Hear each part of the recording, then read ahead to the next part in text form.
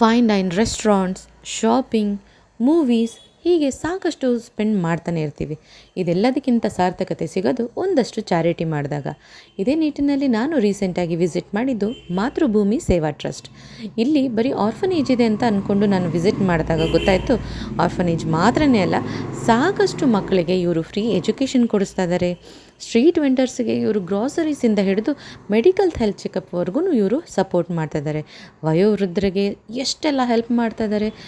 Lockdown ಟೈಮಲ್ಲಿ entire ವಿಲೇಜ್ಗೆ ಇವರು free wifi ಕೊಡೋದ್ರ ಮೂಲಕ ಒಂದು ರೆವಲ್ಯೂಷನರಿ ಸರ್ವೀಸ್ನ ಮಾಡಿದ್ದಾರೆ.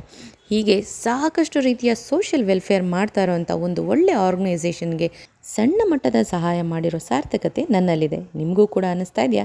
ಹಾಗಾದರೆ ಇವರ ಫೇಸ್ಬುಕ್ ಪೇಜನ್ನು ಫಾಲೋ ಮಾಡಿ, ಇಲ್ಲಾಂದರೆ ಸ್ಕ್ರೀನ್ ಮೇಲಿರೋ ನಂಬರ್ಗೆ ಕಾಂಟ್ಯಾಕ್ಟ್ ಮಾಡಿ. Thank you so much for watching this video.